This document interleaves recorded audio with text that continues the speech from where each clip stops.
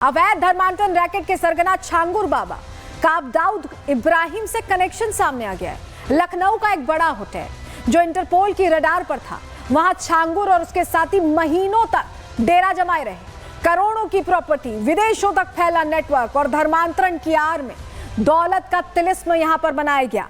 जांच जैसे जैसे आगे बढ़ रही है, छांगुर बाबा की दुनिया और भी खतरनाक दिख रही है। उसके काले साम्राज्य से पर्दा उठ रहा है। बेनामी संपत्तियां, विदेशी फंडिंग, सबकी जानकारी अब सामने आ गई है। इस पर अब पूरी डिटेल आपको देने जा रहे हैं। सबसे पहले आपको बताएंगे कि क्या 5 नई जानकारियां सामने आई, 5 नए अपडेट छांगुर पर जिस तरह से एक्शन लिया जा रहा है, क्या वो 5 नए अपडेट है। चलिए सबसे पहले फटाफट आपको बता देते हैं, फिर डी कनेक्शन आगे बताएंगे। पहला अपडेट, छांगुर का दाऊद कनेक्शन सामने आ गया है। दूसरा अपडेट, विदेशों तक धर्मांतरण का रैकेट कैसे फैला था, इस पर जानकारी आ गई। तीसरा अपडेट, उत्तराखंड से जुड़े धर्मांतरण के तार भी अब सामने आए। सिर्फ उत्तर प्रदेश नहीं, उत्तराखंड से भी तार जुड़ गए।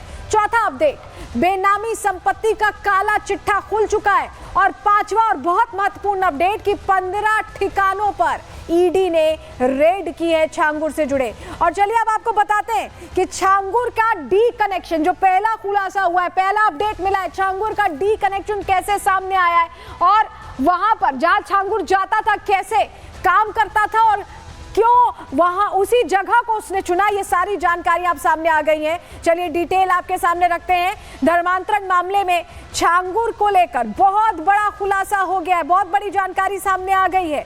आपको बताएं, छांगुर बाबा का दाऊद इब्राहिम कनेक्शन सामने आया है। लखनऊ के एक बड़े होटल में छांगुर, नीतू और नवीन रुका करते थे। 1 साल पहले तक छांगुर का यहाँ लगातार आना जाना था इस होटल में। ये होटल जिसका हम जिक्र कर रहे हैं 90 के दशक से ही एजेंसियों की रडार पर रहा है। क्यों रडार पर रहा है? क्योंकि हर साल इंटरपोल इस होटल का लेखा जोखा अभी भी लेता रहता है। लखनऊ के इस होटल के मालिक दिवंगत हाजी चचा थे। अब हाजी चचा की बेटी सीमा से दाऊद के भाई की शादी हुई थी और हाजी चचा का दामाद है दाऊद इब्राहिम। 90 के दशक में जब बम ब्लास्ट हुआ था तब ये होटल चर्चा में आया था और यहाँ रुकने वाले छांगुर बाबा के संबंध हाजी चाचा से भी बताए जा रहे, जो दाऊद का रिश्तेदार है। तो अपने आप में ये बड़ा खुलासा हुआ है कि दाऊद कनेक्शन भी सामने आ गया। और अब जरा आपको बताते हैं कैसे इंटरनेशनल करेंसी भी बरामद की गई है।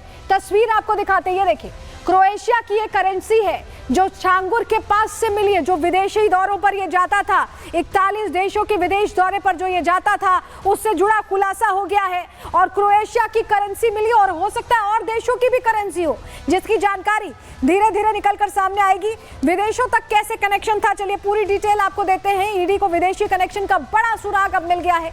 नवीन के करीबी शहजाद के फोन से सुराग मिला है। छांगुर बाबा का राजदार है नवीन उर्फ जमालुद्दीन। नवीन के करीबी शहजाद शेख के फोन में फॉरेन करेंसी का फोटो मिला है। सुराग से साफ है कि विदेशों तक रैकेट काम किया करता था। ईडी को धर्मांतरण रैकेट में फॉरेन करेंसी के इस्तेमाल होने का शक भी था। अब ईडी मोबाइल फोन का डेटा खंगालने में जुटी हुई है, पूरी जानकारी जुटा रही है। तो ये जो खुलासा हुआ वो हैरान करता है, लेकिन आपको बताएं कि सिर्फ यह खुलासा नहीं हुआ है। 10 ऐसे ठिकाने पता चले हैं छांगुर के, जो संपत्ति के तौर पर तो छांगुर के थे, लेकिन किसी और के नाम पर इसने रजिस्टर कराए थे और उनकी कीमत करोड़ों में। रिपोर्ट देखिए।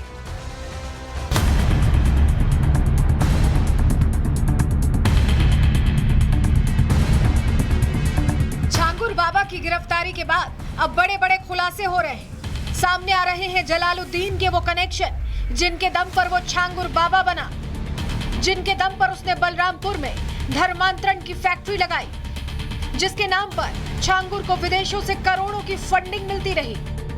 और इसी फंडिंग के दम पर छांगुर बाबा ने खड़ा किया अपना काला साम्राज्य। जैसे जैसे जांच आगे बढ़ रही है, छांगुर का हर राज सामने आ रहा है। सामने आ रहा है कि कैसे छांगुर ने धर्मांतरण का खेल खेलकर उत्तर प्रदेश से लेकर दुनिया के कई देशों तक अपना जाल फैलाया। दुबई, पाकिस्तान से लेकर सऊदी अरब तक अपने एजेंट तैनात किए ताकि उसका धर्मांतरण का साम्राज्य फलता फूलता रहे।